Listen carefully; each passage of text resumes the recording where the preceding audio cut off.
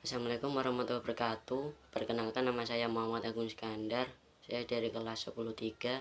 Pada kesempatan kali ini saya akan mempresentasikan persiapan-persiapan apa saja sebelum hari kemerdekaan. Persiapan yang pertama yaitu pembentukan BPUPKI.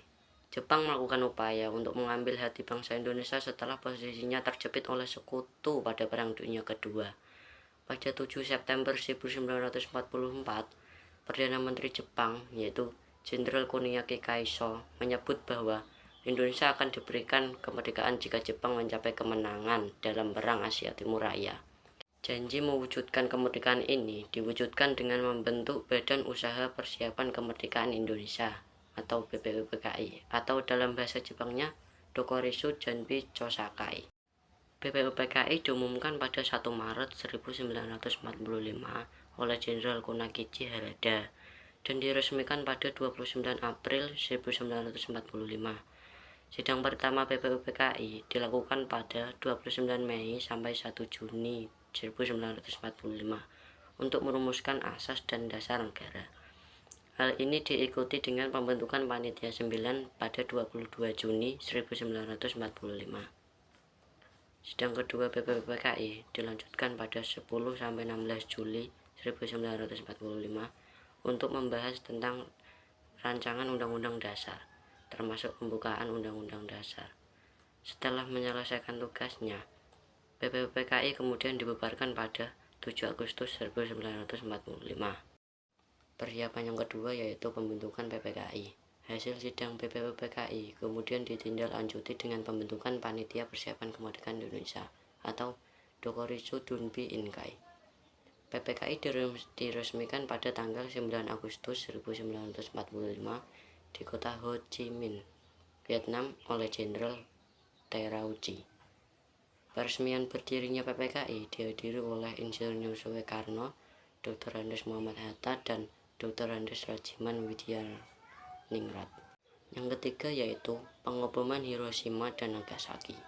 Peristiwa pengoboman Hiroshima dan Nagasaki oleh sekutu menjadi faktor eksternal yang memengaruhi peristiwa proklamasi kemerdekaan.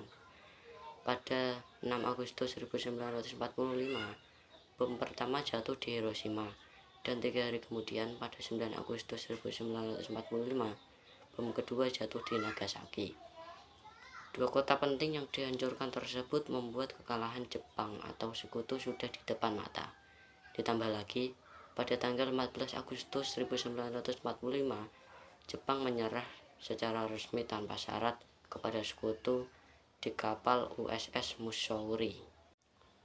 Informasi ini berhasil terdengar oleh salah satu tokoh golongan muda, yaitu Sultan Syahrir, dan menjadi alasan menuntut agar proklamasi kemerdekaan segera dilakukan.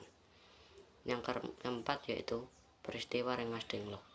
Menyerahnya Jepang kepada sekutu menimbulkan tekanan golongan muda agar golongan tua segera mempercepat proklamasi kemerdekaan.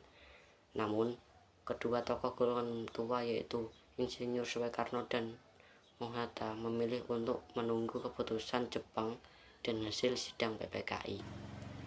Hingga tanggal 16 Agustus 1945 dini hari, golongan muda yaitu Soekarni, Wikana, Aidi, dan Hoirul Saleh dari perkumpulan Menteng 31 menculik dan membawa Soekarno serta Hatta ke Rengas Dengklok. Tujuan penculikan ini tak lain adalah agar Insinyur Soekarno dan Mohatta mau untuk segera proklamasi kemerdekaan saat itu juga. Perundingan yang alot berujung pada perempatan golongan muda dan golongan tua untuk melaksanakan proklamasi pada tanggal 17 Agustus 1945. Yang kelima yaitu penyusunan naskah proklamasi. Penyusunan naskah proklamasi kemerdekaan Indonesia kemudian disusun pada tanggal 16 Agustus 1945. Sekembalinya Insinyur Soekarno dan Muhammad Hatta dari Rengas Dengklok.